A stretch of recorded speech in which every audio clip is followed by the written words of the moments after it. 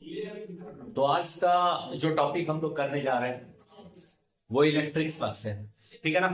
Electric flux आज का जो टॉपिक हम लोग करने जा रहे हैं वो है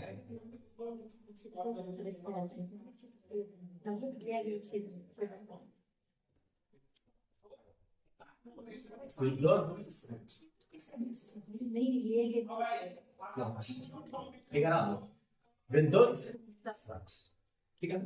इसी टॉपिक को आज के इस लेक्चर में हम लोग कवर करने वाले हैं। जो लोग भी आया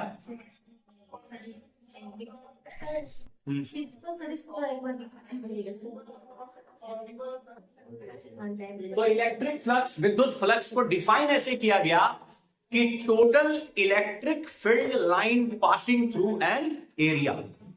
किसी क्षेत्र से कुल कितने विद्युत क्षेत्र रेखाएं गुजर रही हैं उसको हम क्या बोलते हैं, विद्युत फ्लक्स। क्या मतलब सर, क्या मतलब? अरे मतलब ये हुआ कि मानते हैं यहां पे कोई क्षेत्र है, कोई क्षेत्र ऐसा बना दिया हमने, ठीक है। ये कोई क्षेत्र है और इससे क्या हो रहा है, ऐसे विद्युत क्षेत्र रेखाएं इससे क्या हो रही है, पास हो रही, ठीक है ना। क्या हो रही है, इलेक्ट्रिक फील्ड लाइंस इससे क्या हो रही है, पास हो रही है।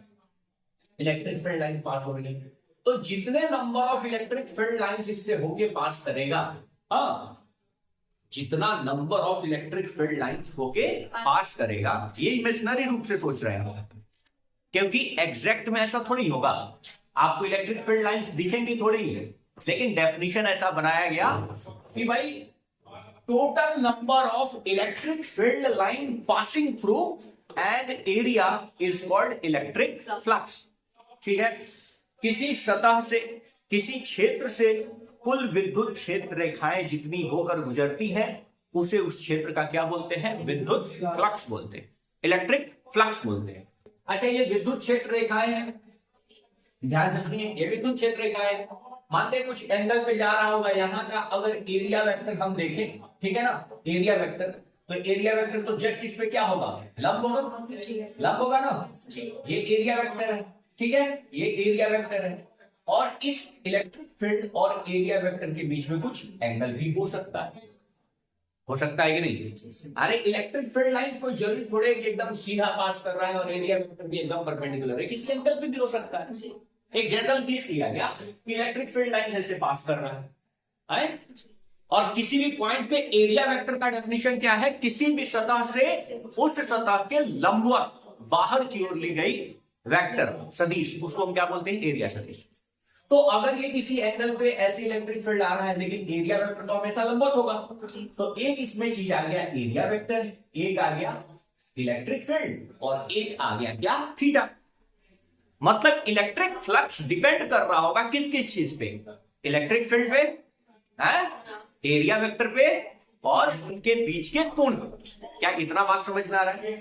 इलेक्ट्रिक फ्लक्स क्या है, डेफिनेशन अगर कोई पूछे तो सिंपल सा डेफिनेशन है, total electric field lines passing through an area is called क्या, electric flux.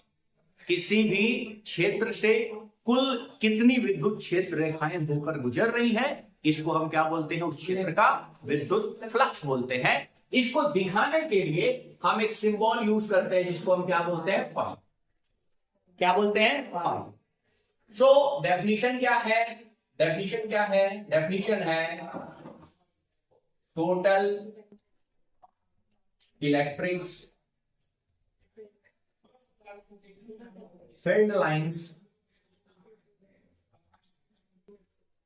Passing through an area, ठीक है ना, पासिंग थ्रू एन एरिया, ठीक है। कुल विद्युत क्षेत्र रेखाएं जितना भी किसी एरिया से होकर गुजरेगा उसको क्या बोलेंगे हम, विद्युत क्षेत्र। और ये फाई किस पे डिपेंड करेगा, फाई किस पे डिपेंड करेगा, फाई निर्भर करेगा, फाई निर्भर करेगा, एक तो इसका चीज होगा क्या, एरिया वेक्टर, ठीक है, दूसरा ये किस पे, इलेक्ट्रिक फील्ड, और तीसरा क्या, थीटा। थीटा क्या है, उन दोनों के बीच का कोण। चलिए अब देखते हैं कि कैसे इलेक्ट्रिक फ्लक्स इन तीनों चीज पर डिपेंड कर रहा है, किस तरीके से। पहला केस हम देखते हैं जिससे आपको समझ में आए कि आखिर कहना क्या चाह रहा है। पहले केस में हम क्या करते हैं, जो दो एरिया है वो दोनों एरिया को हम फिक्स रखते हैं, ठीक है, इतना ही एरिया है और इसका भी एरिया क्या है, सेम, ठीक है, दोनों एरिया क्या है, सेम, ठीक, एरिया फिक्स कर दिए हैं।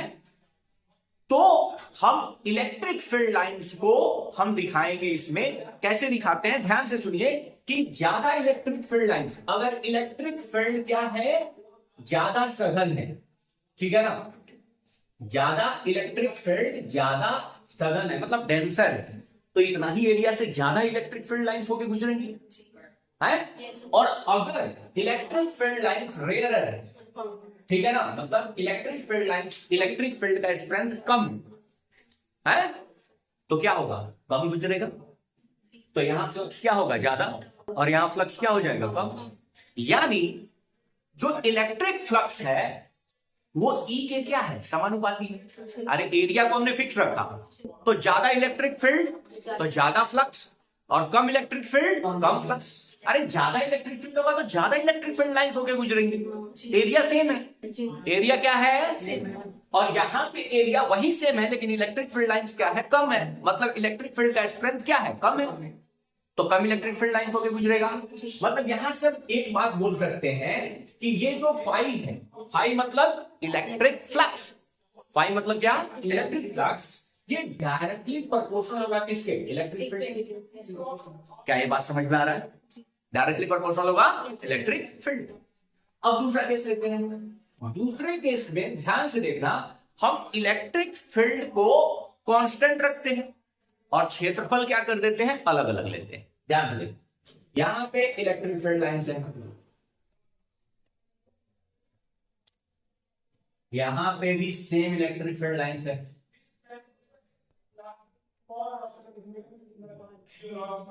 ठीक है, सेम इलेक्ट्रिक फील्ड।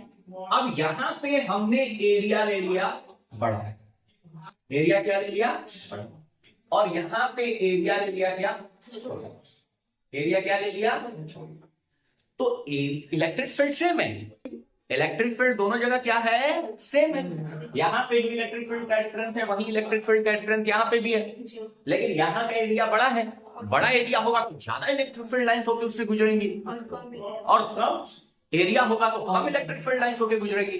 मतलब यहां से ये बताना चाह रहा है कि इलेक्ट्रिक फ्लक्स जो है, फाई जो है, वो डायरेक्टली प्रोपोर्शनल किसके है, एरिया वेक्टर के भी है। ज्यादा बड़ा एरिया ज्यादा इलेक्ट्रिक फ्लक्स है, कम एरिया कम इलेक्ट्रिक फ्लक्स। क्या इतना बात समझ में आ रहा है, कोई किसी को परेशानी है क्या, कोई दिक्कत। चलो तीसरा कंडीशन, तीसरा कंडीशन, इलेक्ट्रिक फील्ड लाइंस, ठीक है, ऐसे इलेक्ट्रिक फील्ड लाइंस ऐसे, ठीक है, अगर हमने एरिया वेक्टर को एकदम परपेंडिकुलर रखा, ठीक है ना, लंबवत रखा है, तो ज्यादा इलेक्ट्रिक फील्ड लाइंस होकर गुजर रही है। अच्छा, इसको अगर हम धीरे धीरे धीरे धीरे मोड़ना चालू करें तो कुछ इलेक्ट्रिक फील्ड क्या होगा, गुजरेगा ही नहीं। एक ऐसा कंडीशन आएगा, एक ऐसा भी कंडीशन हो सकता है बच्चा, क्या कंडीशन हो सकता है कि हमारा एरिया वेक्टर एकदम इसके क्या हो गया, पैरेलल। अरे ऐसे एरिया वेक्टर हो गया, ऐसे रख दिए सतह। ध्यान से सुनो, एक पटरी है ऐसे, हाँ, तो इलेक्ट्रिक फील्ड लाइन ऐसे ऐसे पास कर रहा था, हाँ, कर रहा था, इलेक्ट्रिक फील्ड लाइन कैसे जा रहा है, ऐसे ऐसे जा रहा है इलेक्ट्रिक, इसको छेदते हुए जा रहा था। अब इस पटरी को ऐसे कर दिए, अब इलेक्ट्रिक फील्ड लाइन ऐसे गुजर जाएगा इससे इलेक्ट्रिक, मतलब ये और ये इसके बीच क्या हो गया, समानांतर हो गया, पैरेलल हो गया, और पैरेलल के बीच एंगल क्या होगा, जीरो। जीरो होगा तो कोई फ्लक्स ही नहीं होगा, है। अरे अगर एरिया वेक्टर और इलेक्ट्रिक फील्ड, ये तो इलेक्ट्रिक फील्ड लाइंस है ना, तो मैक्सिमम कब हो रहा है, जब ए और ई के बीच कितना डिग्री का कोण है, थीटा जो क्या है वो क्या है, मैक्सिमम हो जा रहा है। अच्छा, अगर ए और तुम्हारे पास ई के बीच थीटा जो है अगर 0 डिग्री हो जा रहा है तो फ्लक्स क्या हो जा रहा है, 0। अरे फ्लक्स क्या हो जा रहा है, 0, क्योंकि कोई फील्ड लाइंस गुजर ही नहीं रहा। ऐसे रख दोगे तो सब ऐसे गुजर जाएगा ना। बात समझ में आ रहा है कि नहीं, हाँ?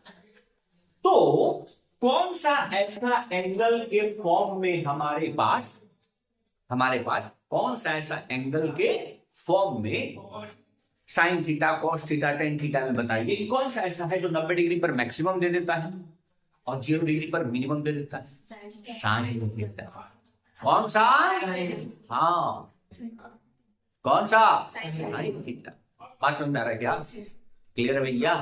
इस दोनों के बीच कौन सा है? साइन थीटा, जो 90 डिग्री पर क्या दे देगा? मैक्सिमम है, और 0 डिग्री पर क्या दे देगा?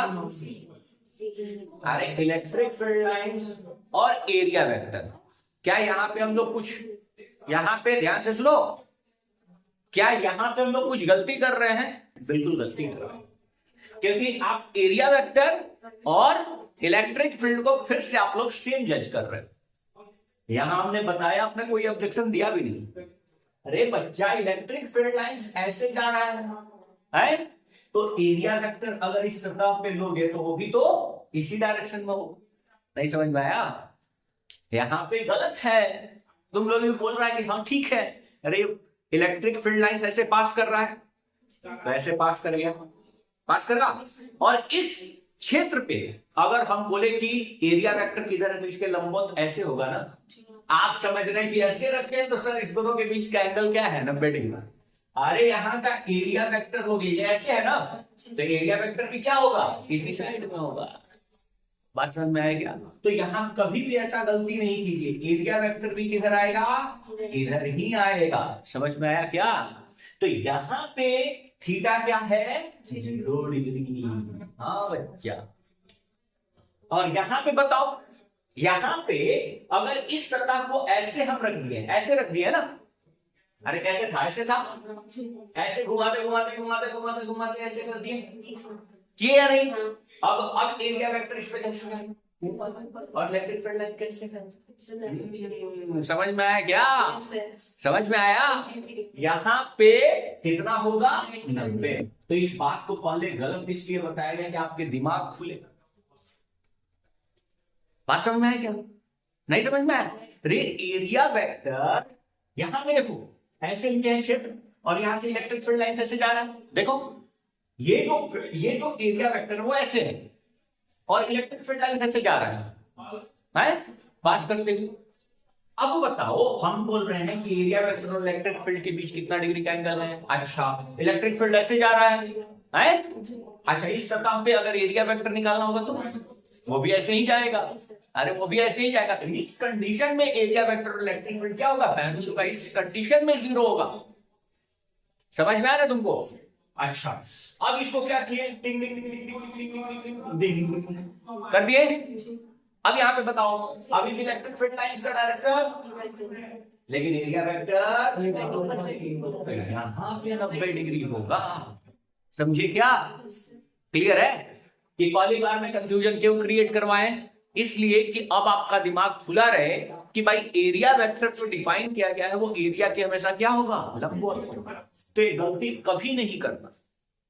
बात समझ में आया? अब बताओ कि 90 डिग्री पर ये क्या हो जा रहा है?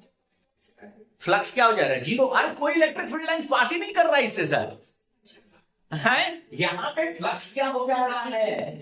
0 हो जा रहा है, क्योंकि कोई इलेक्ट्रिक फील्ड पास ही नहीं कर रहा। तो कौन ऐसा ट्रिग्नोमेट्रिकल रेशियो है जो 90 डिग्री पर क्या दे दे? 0। और कौन ऐसा ट्रिग्नोमेट्रिकल रेशियो है जो 0 पे मैक्सिमम दे दे? कॉस।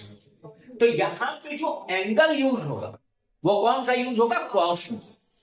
और यहां पे अगेन जो हमारे पास इलेक्ट्रिक फ्लक्स फाई होगा, जो हमारे पास इलेक्ट्रिक फ्लक्स यहां पे जो फाई होगा, वो फाई क्या होगा? डायरेक्टली प्रोपोर्शनल होगा किसके? Cos of theta. किसके डायरेक्टली प्रोपोर्शनल होगा? Cos of theta. अच्छा, मतलब आपके पास इलेक्ट्रिक फील्ड जो ये इलेक्ट्रिक फ्लक्स जो है वो directly proportional cos of theta के है, डायरेक्टली प्रोपोर्शनल एरिया वेक्टर के है, डायरेक्टली प्रोपोर्शनल इलेक्ट्रिक फील्ड के है। तो क्या इस तीनों प्रोपोर्शनलिटी को एक साथ कंबाइन किया जा सकता है? बिल्कुल कंबाइन किया जा सकता है। हाँ, तो चलिए इसको कंबाइन करके नया इक्वेशन लिखते हैं।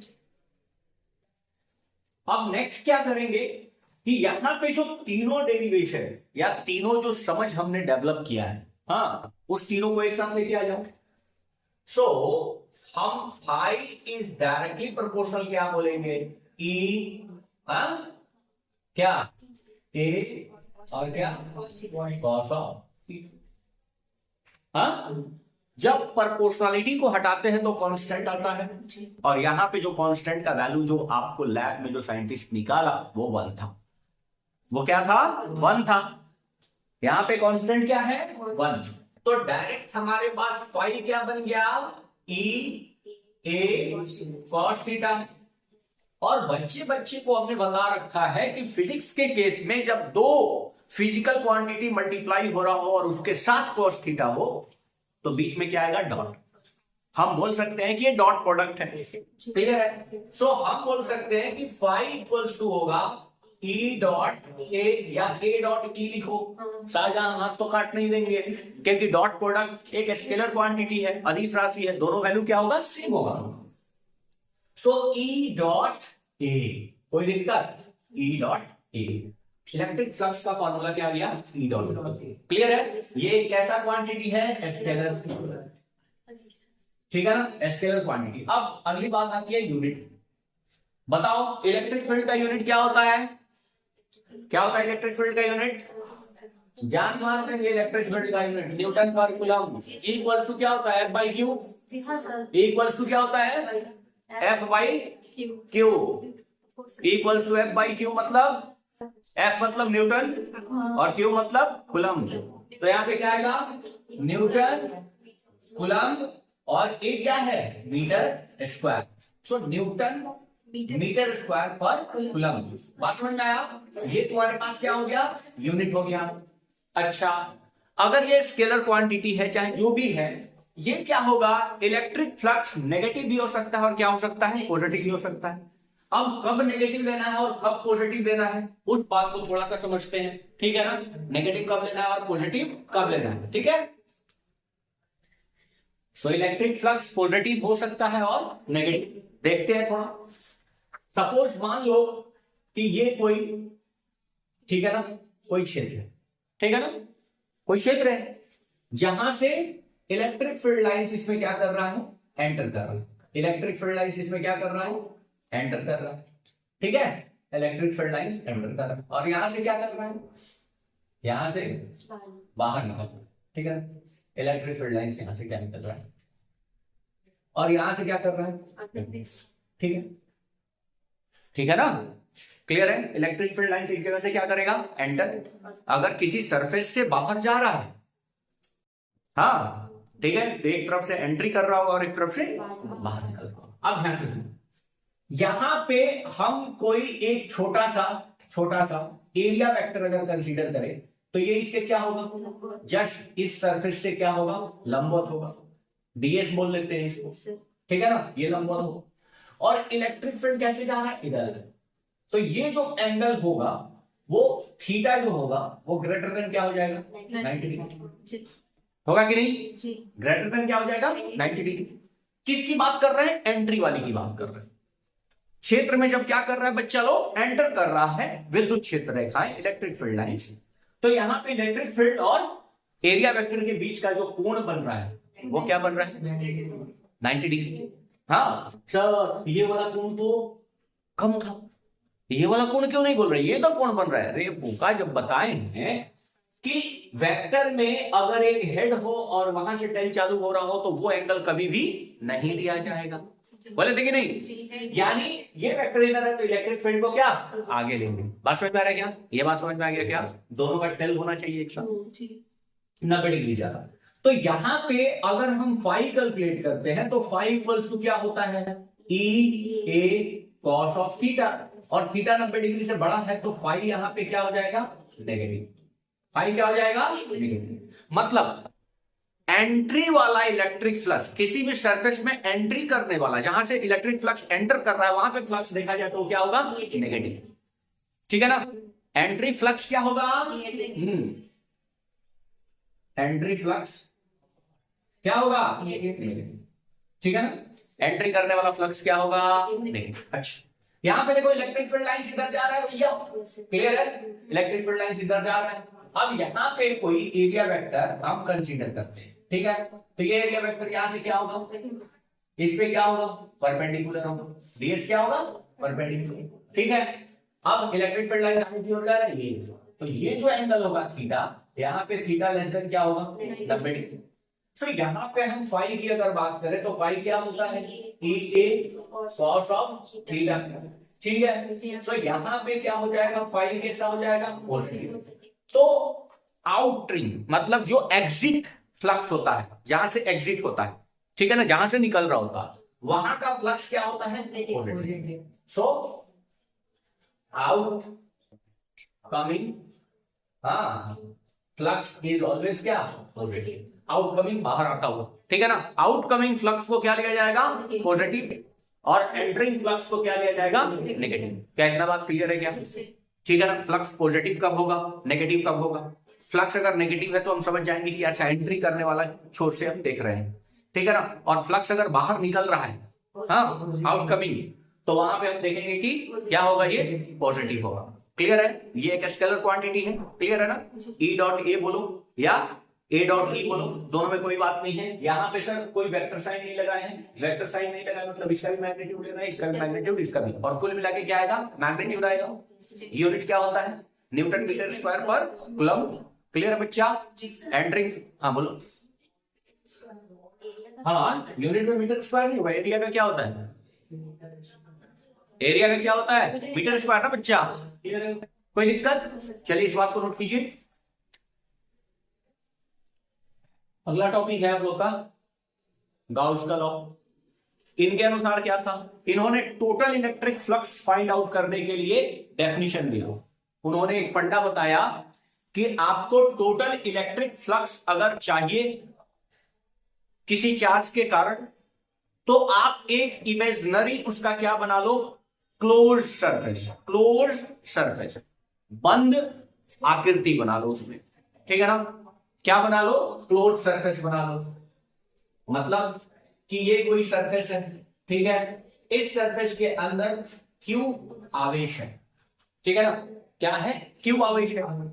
तो अगर क्यू आवेश है तो इससे इलेक्ट्रिक फील्ड लाइंस निकल रहा होगा। अरे अगर क्यू आवेश है तो इससे इलेक्ट्रिक फील्ड लाइंस निकलेगा या नहीं, बताओ, मतलब इस सरफेस से क्या हो रहा होगा, इलेक्ट्रिक फील्ड लाइंस पास कर रहा है, मतलब फ्लक्स होगा। अरे समझ में आ रहा है कि नहीं। तो इन्होंने बोला कि total flux due to inside charge of a closed surface, मतलब कुल विद्युत फ्लक्स कितना होगा यदि किसी बंद आकृति के अंदर कोई क्यू चार्ज रखा गया है। किसी बंद आकृति के अंदर क्या रखा गया है, चार्ज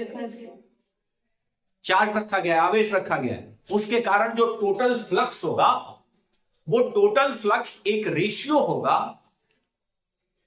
जो इनसाइड चार्ज रखा गया है वो, and divided by E not, permittivity of free space. बात समझ में आ रहा ना। इन्होंने बताया कि टोटल फ्लक्स जो होगा, टोटल फ्लक्स फाई, वो बराबर होगा total charge inside, in charge बोल रहा है आई एन, इन जो अंदर है, और डिवाइडेड बाय क्या, एप्सिलॉन। ये इनका क्या था, डेरिवेशन। इन्होंने ये अपना डेफिनेशन दिया, क्या दिया, total electric flux due to inside of a charge of any close surface is equals to charge inside close surface divided by epsilon, ठीक है ना। किसी बंद आकृति के अंदर मौजूद आवेश के कारण कुल फ्लक्स जो होता है, कुल फ्लक्स जो होता है वो उसके अंदर मौजूद आवेश और पारगम्यता के रेशियो के अनुपात के बराबर होता है। क्या ये बात समझ में आ रहा है, क्लियर है बच्चा। कि इनका कहना था क्यू इन, इन मतलब अंदर जितना आवेश है, डिवाइड कर दो किससे, बात समझ में आया। इनका डेफिनेशन देखो क्या था, इन्होंने बोला total electric flux due to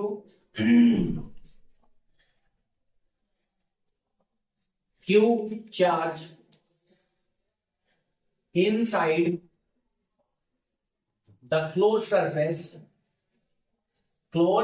surface is ratio of charge inside to the permittivity, ठीक है ना, परमिटिविटी। हाँ ठीक है, मतलब इन्होंने बोला कि टोटल आपको निकालना है तो ये होगा क्यू जितना भी अंदर है और डिवाइडेड बाई क्या कर दो, एप्सिलॉन नॉट। अगर फ्री स्पेस है तो एप्सिलॉन नॉट आएगा, अगर वाटर है तो वाटर के लिए जो परमिटिविटी होगा वो आएगा। बात समझ में आया क्या? गाउस का नियम क्या बोलता है? गाउस का नियम ये बोलता है कि अगर कोई बंद आकृति है, बंद सरफेस है, तो उसके अंदर कोई भी आवेश है तो इलेक्ट्रिक फील्ड लाइंस बाहर की ओर छोड़ रहा होगा। अरे पता है ना कि पॉजिटिव चार्ज के लिए आउटवर्ड, नेगेटिव चार्ज के लिए इनवर्ड है, ये तो पता ही है। सो उन्होंने क्या बोला कि यहां का जो फ्लक्स होगा उस क्लोज सरफेस के अंदर कितना आवेश है उसको, और उसको डिवाइड कर दो परमिटिविटी से, उसी के बराबर होगा। अब गाउस लॉ का हम क्या करेंगे, प्रूव करेंगे कि इन्होंने ऐसे कैसे बोला, इसका प्रूफ हम लोग करते हैं। क्लियर है? फिलहाल इतना बात को नोट कीजिए। अगर हमारे पास कोई आवेश है, ये क्यू आवेश है, ठीक है, इस क्यू आवेश के कारण अगर हमें फ्लक्स निकालना है तो हम क्या करेंगे, इसके लिए एक इमेजिनरी काल्पनिक बंद सतह तैयार कर लेंगे। और बंद सतह कैसा भी हो सकता है, ये आपके मर्जी के ऊपर है, आप कुछ भी लोगे उससे कोई फर्क नहीं पड़ेगा। जैसे किसी ने एक बंद सतह अज्यूम कर लिया कि ये क्या है, स्फीयर। स्फीयर के अंदर बंद है, सर्कल के अंदर बंद थोड़ी होगा। बंद सतह मतलब स्फीयर, सर्कल बंद सतह नहीं है, वृत्त बंद सतह है क्या, चारों तरफ से क्लोज, ठीक है ना, क्लोज सरफेस। तो स्फीयर अज्यूम कर लिए और हमने बोला कि भाई इसके अंदर जो फ्लक्स होगा वो कितना होगा, तो गाउस ने बोला कि भाई क्यू बाई एप्सिलॉन नॉट। एक बंदा बोला कि नहीं भाई ये जो क्यू था हमने तो इसको क्यूब के अंदर रख लिया है। किसके अंदर रख लिया है, क्यूब के अंदर।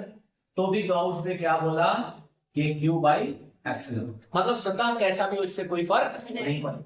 एक बंदा बोला कि सर इसको तो हमने सिलेंडर अज्यूम कर लिया था। क्या अज्यूम कर लिया था, सिलेंडर अज्यूम कर लिया था, इसके अंदर क्यू था, तब भी इसका टोटल फ्लक्स जो होगा वो क्यू बाई क्या होगा, एप्सिलॉन नॉट। हम टोटल की बात कर रहे हैं, किसकी बात कर रहे हैं, टोटल की। अलग अलग सरफेस पे जाएंगे तो अलग अलग आएगा, वो भी फैक्ट्स में आएगा। तो फिलहाल ये बात समझ में आया कि सरफेस क्या हो सकता है, कैसा भी हो सकता है, आपके ऊपर डिपेंड करता है कि क्लोज सरफेस आप कैसा लोगे। इससे गॉसेस लॉ पे कोई इफेक्ट नहीं पड़ेगा। किसी ने स्फीयर लिया, किसी ने क्यूब लिया, क्यूबॉइड लिया, हाँ सिलेंडर लिया, कोन लिया, उससे कोई फर्क नहीं पड़ेगा। मतलब सतह कैसा भी हो सकता है, एनी काइंड ऑफ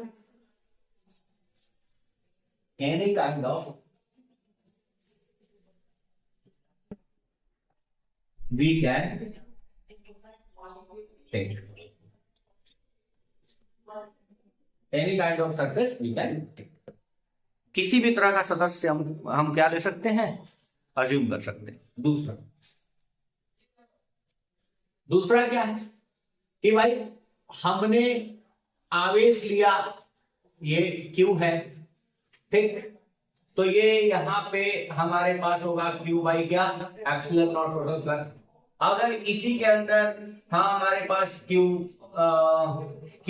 है और यहाँ पे 2Q है, ठीक है ना, क्या है 2Q है, तो कुल मिला के कितना हो जाएगा, 3Q बाई एप्सिलॉन नॉट हो जाएगा टोटल फ्लक्स ना। ये हमारे पास यहाँ पे -3Q है, 2Q है, तो यहाँ पे जो टोटल फ्लक्स हो जाएगा -Q बाई।